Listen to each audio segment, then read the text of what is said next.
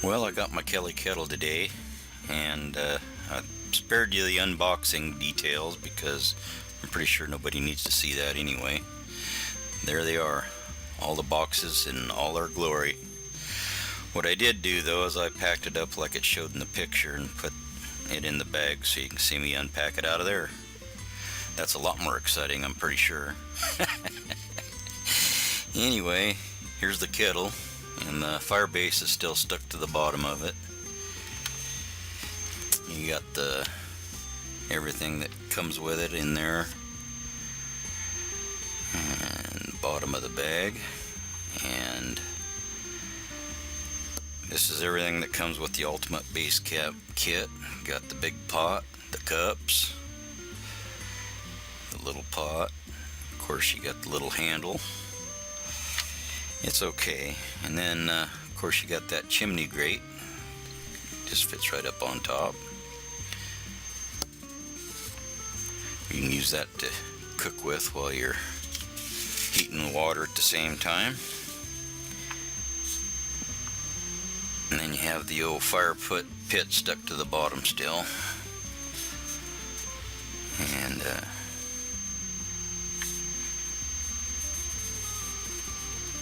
there's the hobo stove. And cook with that when you're not using the kettle. And the old kettle goes right on there. Of course, that hobo stove doesn't go on there when the kettle's on there, but there it is.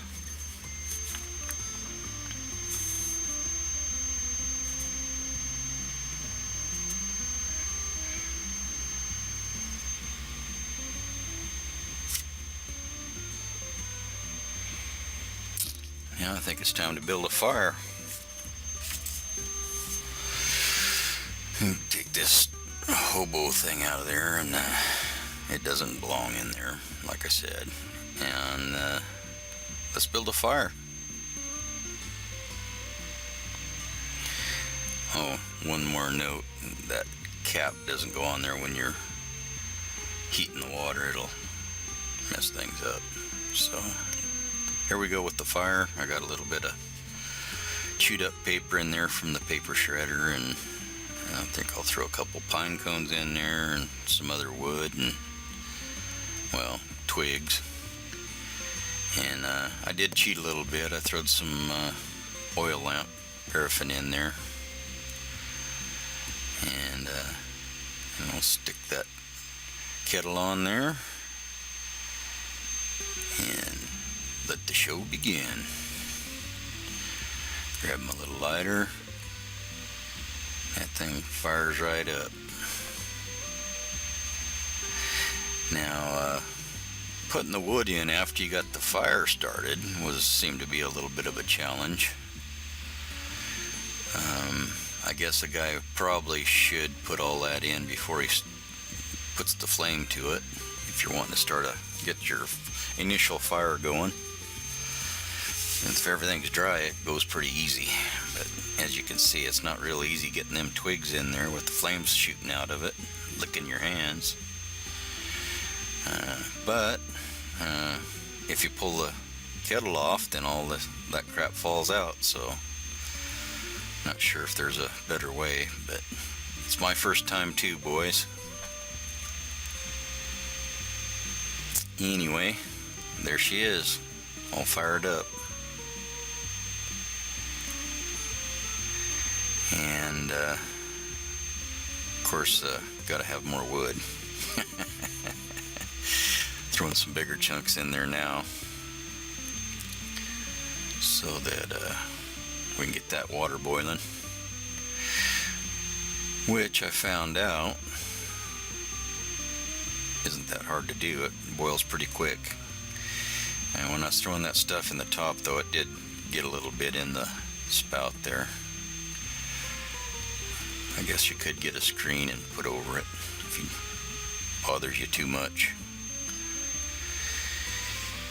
So let's take a look, see how that's boiling. I did a little time lapse here so it didn't You didn't have to suffer through the watching the water boil.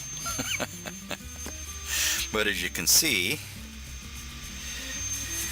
right here, it is boiling. And it's boiling pretty darn radically too.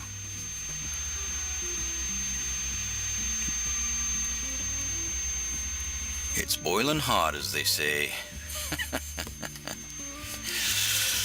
Now, I think it's time to cook me some beans. I'll throw that chimney grate in there. Go grab some beans out of the refrigerator and throw them in there and heat them up. And of course, it's not a real big deal here. I'm sure you guys can figure out that this thing's gonna work. It's new to me, and if you haven't had one before, or this kind of a setup, there's a little bit of learning involved, how not to get burned, I guess. Because that water is hot. And throw these beans on here and see how long those take. On the directions it said not to use that chimney grate if the pot's empty or low, because it's tippy. You set something in that and there's no water to hold the kettle down. I guess it'll get tippy on you. Of course, when you're using it out in the woods or whatever, you don't have a nice flat surface like this to work off of. That probably adds to the tippiness. And then them beans took maybe, I don't know, less than a minute, maybe a little over a minute. Wasn't very long, and they're sizzling pretty good. So I like it. It seems to work pretty good. I think pouring the water out might be a little bit of a chore, but that's just like anything. Once you get used to it, that won't be a problem. Go get me a cup. Yeah, I think I'll have me a cup of tea here. Now, I'm pretty sure that grate's hot, so don't have a pair of pliers right here handy. I suppose if I had a multi-tool, I could just take that and just get it off of there, but that little handle thing don't work real good for that. So it wouldn't hurt to have you a little something to handle the hot stuff besides that handle. Anyway, let's see how this works. I gotta make a little room here and see how this hot water situation is going to work out. And when I first grabbed this, it didn't take me long to figure out that the handle goes right up above the flame. And it gets hot real quick, so that's why I lifted it the way I did. And then I didn't realize it, but that chain probably would have worked okay as a handle instead of the pot handle thing there, but that worked too. And that water is piping hot, so if you got kids and youngins, real young, even the teenagers, I'd be a little concerned about letting them handle that until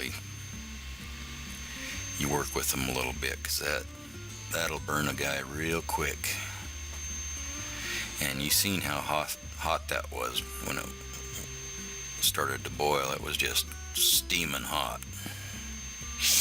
And I had that thing filled probably, I don't know, it was about an inch underneath that lip of that spout, and it was still boiling out. Of course, I had me a pretty good sized fire in there. Probably won't need that big a fire to do what you need to do. But that was my first time, and I thought you might want to see how she worked. So thank you. We'll see you next time.